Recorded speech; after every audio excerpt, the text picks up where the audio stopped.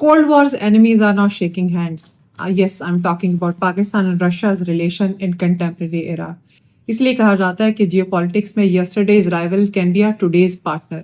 और पाकिस्तान रशिया जिस तरह से अपनी हिस्ट्री को प्रूव कर रहे हैं कि वो कभी भी उनका फ्यूचर हमेशा से वैसा राइवलरी नहीं रहेगी, वैसे इनमोसिटी नहीं रहेगी, हम उसको देख भी रहे हैं.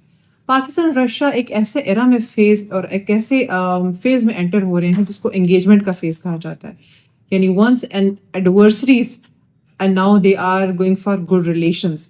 जैसे हमने देखा कि पाकिस्तान और रशिया का relation US Soviet cold war era के अंदर they were having deep enemies and वहाँ पर बहुत सारे इश्यूज थे, वहाँ पर बहुत सारा प्रॉब्लम्स थी जो वो फेस कर रहे थे. लेकिन अभी हम ये देखते हैं तो वो टाइज जो अभी कंटेम्प्रेरी टाइम पीरियड के अंदर है वो एनर्जी पे, ट्रेड पे, स्टील, कनेक्टिविटी, बहुत सारे इश्यूज में वो कोलैबोरेशंस आ रहे हैं. शहबाज शरीफ ने इस अपने रिसेंट विजिट में मिस्टर पुतिन की बहुत एडमायर किया है, उनकी स्पेशली वाइडर डिप्लोमेटिक स्ट्रेटजी जिसमें पिवट टू एशिया पॉलिसी है स्पेसिफिकली रशिया की, जिसमें एशियन कंट्रीज के साथ म्यूचुअल कोलैबोरेशन की बात की जा रही है. और उसकी रीज़न ये है कि specially post Ukraine war Russia बहुत सारे इश्यूज फेस कर रहा था वेस्ट की तरफ से, सैंक्शंस एंड इंटरनेशनल आइसोलेशन, और जिसको कवर करने के लिए Russia is looking for its eastern partners और पिवट टू एशिया उसी का एक हिस्सा है.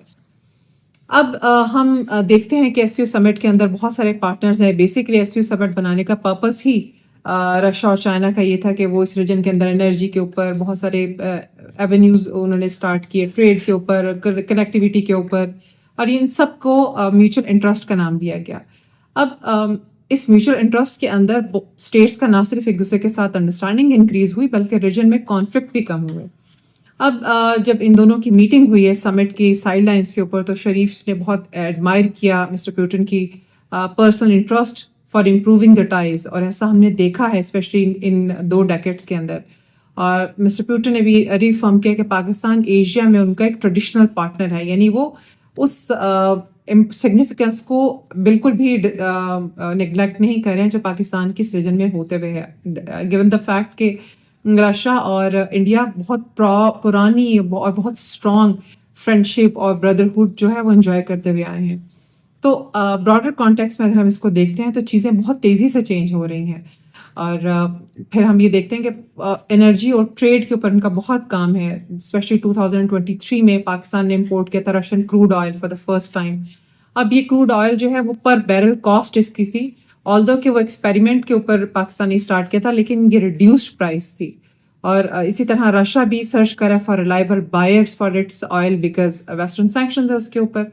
तो अब रीजनल हम बात करते हैं ट्रेड के ऊपर, तो ट्रेड में भी ट्रेड कॉरिडोर्स की बात करता है Russia, Belarus, Russia, Kazakhstan, Uzbekistan, Afghanistan and then Pakistan. तो ये पूरा कॉरिडोर है जिसको हम ट्रेड हब का नाम भी देते हैं, यानी वो सेंट्रल एशिया और साउथ एशिया को कनेक्ट करेगा, और पाकिस्तान भी उसका एक मेजर और सिग्निफिकेंट प्लेयर होगा. और जहाँ तक हम रशियन ऑयल की बात करते हैं तो रशियन ऑयल की प्राइसेस जो डिस्काउंटेड प्राइसेस हमें 2023 में मिली थी वो $60 से $65 पर बैरल थी, जो कि उसका ग्लोबल मार्केट में जो 80 प्लस डॉलर की जो मिल रही थी उससे बहुत कम थी. इसी तरह पाकिस्तान जो अप्रॉक्सीमेटली एक्सपोर्ट कर रहा था वो 1,54,000 बैरल पर डे कॉस्ट करी थी पाकिस्तान को, जो कि रशिया के लिए भी सिग्निफिकेंट हेल्प थी. इसके अंदर पाकिस्तान का स्टील मिल का जो रिवाइवल है वो उस पर भी रशिया काम कर रहा है. जब ये स्टील मिल बनाई गई थी तो ये इट वाज इन 1973, और पाकिस्तान इसको कहा जाता है कि इंडस्ट्रियल क्राउन ज्वेल है ये पाकिस्तान का. और 2015 में शट डाउन हो गई बिकॉज बहुत सारी मिसमैनेजमेंट थी इसके अंदर. नई डील रशिया ने रिसेंटली साइन किया और वो ये कह रहे हैं कि हम इस स्टील मिल का जो प्लांट हम इसकी ना सिर्फ ये कि इसकी बिल्डिंग नहीं बनाएंगे बल्कि इसके अंदर बहुत सारे पोटेंशियल बेनिफिट्स भी होंगे. फॉर एग्जांपल इसमें 10,000 प्लस डायरेक्ट जॉब्स की बात की जा रही है. इसमें reduce steel import, saving billions of annually इसकी बात की जा रही है. और इसमें बहुत सारे रिन्यूड पाकिस्तान रशिया ट्रस्ट की बात भी कर रहे हैं. और ये वो चीज़ें हैं जो बहुत इंपॉर्टेंट होती है स्टेट को. 2 मुल्क जब क्लोज आते हैं तो उनमें म्यूचुअल इंटरेस्ट को स्ट्रॉन्ग करने के लिए, उनके फ्यूचर कोलैबोरेशंस को बेहतर बनाने के लिए ये सारी चीज़ें बहुत इंपॉर्टेंट हैं. इसी तरह हम जब डिप्लोमेसी की बात करते हैं, बैलेंस की बात करते हैं, तो पाकिस्तान हमेशा से रिस्पेक्ट करता है रशिया के इंडिया के साथ रिलेशन को, जिसको शहबाज शरीफ ने एक्नॉलेज भी किया इस रिसेंट मीटिंग में, और उन्होंने कहा कि हम रशिया और इंडिया की जो टाइज़ हैं हम उसको बिल्कुल रिस्पेक्ट करते हैं, लेकिन साथ ही साथ हम ये इस बात को भी अंडरस्टैंड करते हैं कि पाकिस्तान और रशिया के रिलेशन भी स्ट्रॉन्ग होने चाहिए, और पाकिस्तान इन सारी चीज़ों को वेलकम करता है. So balance strategies, balance approach की बात करें, नॉट चूजिंग साइड, यानी डिप्लोमेसी के अंदर you don't choose the side. Diplomacy के अंदर आप एक बैलेंस्ड अप्रोच के साथ चलते हैं और कलेक्टिव एफर्ट पे काम करते हैं. सो मिस्टर पुतिन ने भी उसमें फिर बहुत अपनी सिंपैथीज शो की, स्पेशली अभी रिसेंटली पाकिस्तान में नेचुरल डिजास्टर फ्लड्स आए हुए हैं जो, तो उसके ऊपर उन्होंने बहुत सारा अपना कंसर्न शो किया, जो पाकिस्तान ने इसको एक्नॉलेज किया. इसी तरह रशिया और पाकिस्तान की म्यूचुअल कोलैबोरेशन में एक बहुत important role access to this warm water in Arabian sea है. वो चीज़ रशिया हमें नज़र भी आती है, रशिया के पाकिस्तान में इंटरेस्ट लेने में, कि पाकिस्तान जो है वो एक्सेस प्रोवाइड करता है रशिया को टू द वार्म वाटर्स, और वहाँ पर होने वाली ट्रेड और वहाँ पर होने वाली सारी एक्टिविटीज़ की तरफ पाकिस्तान अगर हम इस सिनेरियो में देखते हैं तो पाकिस्तान अमन 25 की जो भी एक्सरसाइज करवाई है पाकिस्तान ने, उसमें भी अमन एक्सरसाइजेस के अंदर भी जो नेवल एक्सरसाइज हैं पाकिस्तान का इनिशिएटिव है, उसके अंडर भी रशियन नेवी भी मौजूद होती है इन एक्सरसाइजेज में, जो कि एक बहुत ही पॉजिटिव. और ये याद रखें कि ये पीस की बेसिस के ऊपर ये नेवल एक्सरसाइज होती हैं, वॉर बेसिस के ऊपर ये नेवल एक्सरसाइजेज नहीं हैं, और इससे भी इनकी जॉइंट कोलैबोरेशन नज़र आती रहती है. सो अगर हम इसी तरह बहुत सारे मल्टीलैटरल फॉरम्स के ऊपर भी ये इकट्ठे हैं, दोनों इंजॉय कर रहे हैं SCO की मेंबरशिप.